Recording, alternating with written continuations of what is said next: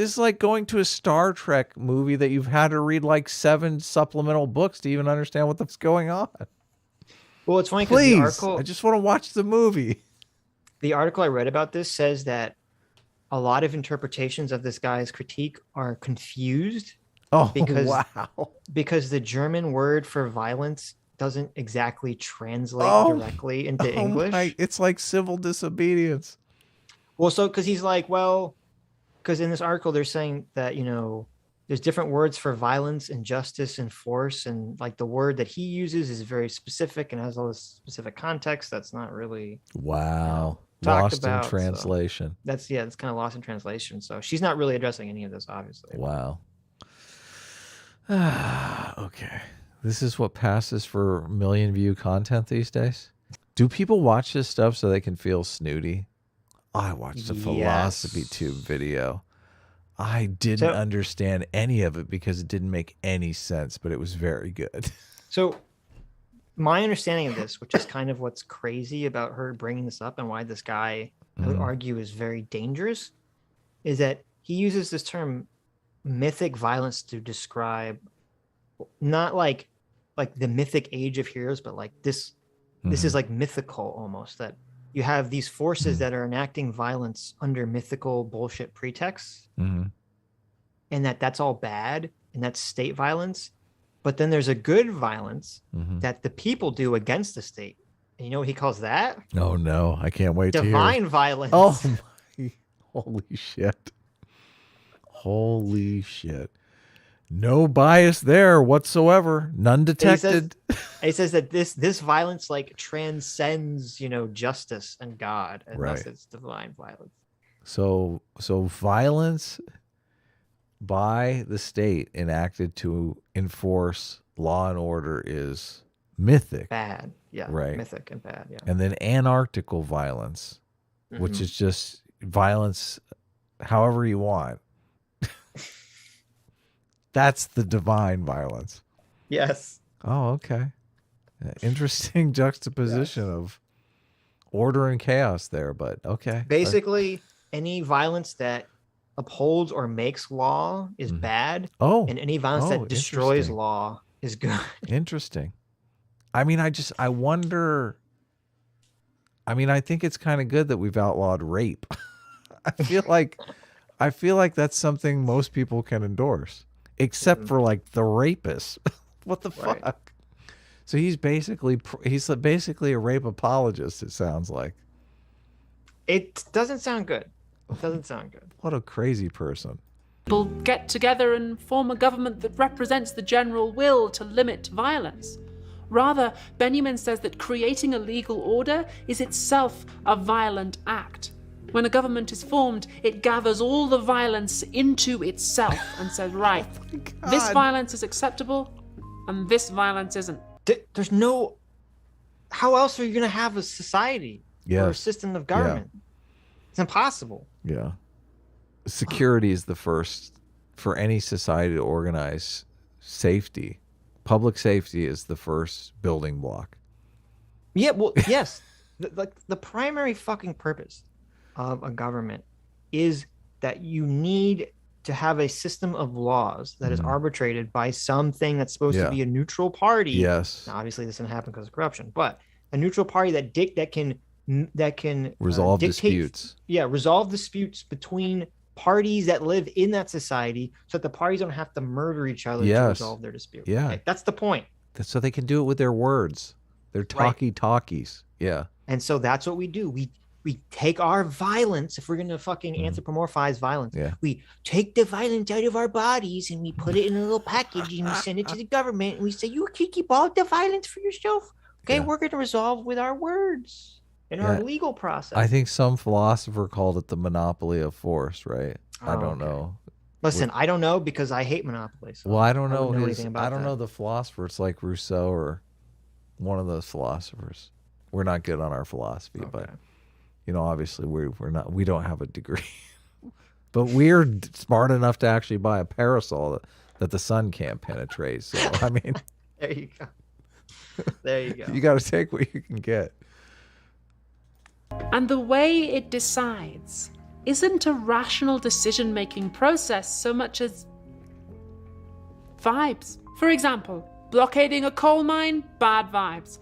Police beating the unarmed people doing the occupying, well, that passes the vibe check. You're so fucking stupid. Yeah, that's hugely inaccurate. Oh my god. Vibes? It's not. Oh my god. Vibes. Hey, bro. This is what like, happened to democracy? Yes. It's like, well, could you imagine how Abigail can't be this fucking stupid. Mm-hmm. This has to be intentional. She can't be this bloody stupid. Okay. She knows the answer to this question.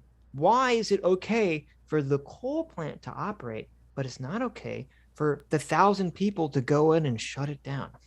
Let me think about this really fucking hard. How does our system of governance work? Could it be that, there are laws that are passed by elected officials that say they can have a coal plant, and then also say you can't go in there and fuck their shit up? And if you want to stop them, you have to not do it through violent force, but you have to do it through the system of laws that we fucking set up? Yeah. Is that it? Is that a vibe? Is that the vibe check? No, it's not a vibe. It's very concrete and objective. I like it. Yeah, it's like, I'm just doing my vibe check. I don't understand how fucking governments work on a basic level. On the most basic level, I don't understand how governments work. Vibe check. You could boil the whole climate change activism thing down to vibes, though. I don't mind doing that. No, that's true. It seems like all the activists showed up there because they had a vibe that this was a bad thing.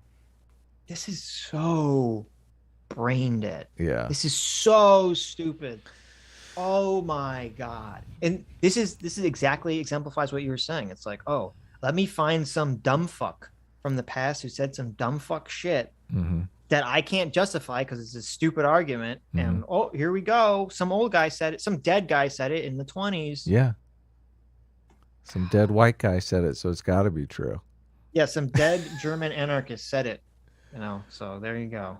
You couldn't find a person of color that said this crazy shit? What a fucking racist. Oh my god. I can't believe it. Hey, Dev. Dev's in the chat. I said vibe check. Oh, is Dev doing a vibe check now? Nice. Vibe check. There you go. We all need our vibe checks. I want that to be the new thing. As the police are beating the protesters, they say vibe check. Vibe check. Hey, bro, I'm not vibing on this. You beat me with that baton. Oh wait. Oh my god. See, look at this. As the protesters are burning down someone's business they worked all their life to get. Oh, vibe check. Fuck off. Yeah, what the fuck?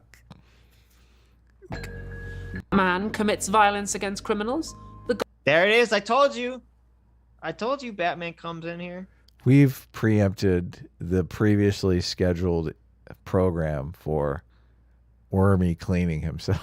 Oh, okay. Is Wormy licking his balls? What's happening? No, obviously. Oh, he's licking his little feet. Oh, isn't that adorable? Look at that. Look, now he's settling down for a little nap. Look at that. See? He's very worn out by all this talk of violence. That is the correct vibe check. Okay. Yeah, exactly. That is the correct You guys need a vibe check? Here you go. Vibe check. What's the vibe? What's the vibe? What's the vibe, guy? Oh, he says he likes the chin scratch. The vibe check is adorable. There you go. Perfect. All right. Beautiful. Here. Back to the regularly scheduled shit show. Terribleness, now. Yes. Back to the schlock check. Yes. I think the schlock check is off the charts with this one, Sitch. You've outdone yourself. How do we pass this up for so long? I don't know. It was one of those ones that was floating around, and I was like, "Oh, we'll cover this eventually." I'm curious who has the record for most times that we've covered them. Philosophy Tube, I think. I mean, this might be 3-4 videos.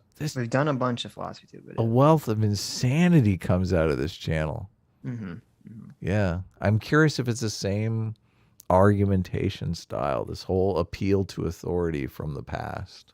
Well. And I think Philosophy Tube gets away with it because like she's not screaming at the camera like Vosh Mhm. or telling people to suck her dick like Mhm. Hassan Mhm. or whatever. You know, she's Mhm. just, oh, I'm just wearing fancy outfits and I'm just Mhm. talking about philosophy. Mhm. It's Yeah. like, oh, okay, yeah, sure. Go key some cars, guys. It's cool. No one will. I'm Vibe looking the check. other way. Example, blockading a coal mine, bad vibes. Police beating the unarmed people doing the occupying, well, that passes the vibe check. Batman commits violence against criminals. The Gotham police also commit violence against criminals, and probably a lot of people who aren't criminals. But Benjamin says they... I don't think Benjamin, which I Mhm. guess maybe that's how you say it, even though it's spelled Benjamin. I'm some German guy. Mhm. I don't think Benjamin was talking about Batman in 1920s Germany. I'm just going on a limb here. I guess he wasn't fucking referencing Batman. Batman passes the vibe check. Yeah. All right. They chase Batman because his violence isn't officially sanctioned. It's a threat to the system not because it is violent, but because it's the wrong vibes. No. If you want... Yeah, see, this is such utter bullshit. This is why I want to talk to you. This is why I'm dying to talk to you about the Batman, because all the things we talk about a culture of law and fostering a culture of law, this is how we do it. We do it through these amazing stories of like Batman. The whole movie revolves around corruption. Right. Well, I haven't seen it, but I believe it's based off of, isn't it based off The Long Halloween or one of the comics I've read? Oh, really? Yeah, and I'm assuming that it's, like a lot of the recent Batman reimaginings is early year one Batman, the Gotham City police is like just completely corrupt and in the hands of the mafia, Yes. basically. Yes. Yeah. Right. Totally. And so Batman represents a mythical figure Mm-hmm. who, it's also weird that he used mythic violence here, but mythical figure Mm-hmm. to come in, sort of like the chosen one who's going to come in and they're going to fight back against the corrupt system because the system is corrupt. There needs to be some extrajudicial response here. Okay. Mm-hmm. Yeah. And you have two scenarios. In one scenario, the police go against Batman because they are corrupt and he's fucking up their shit.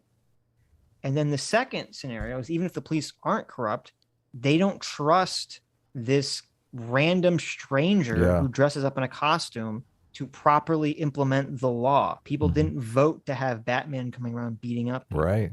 He has no state authority. Right. And listen, that's fine in a comic book for children. Okay. That just for children, Sitch? Come on.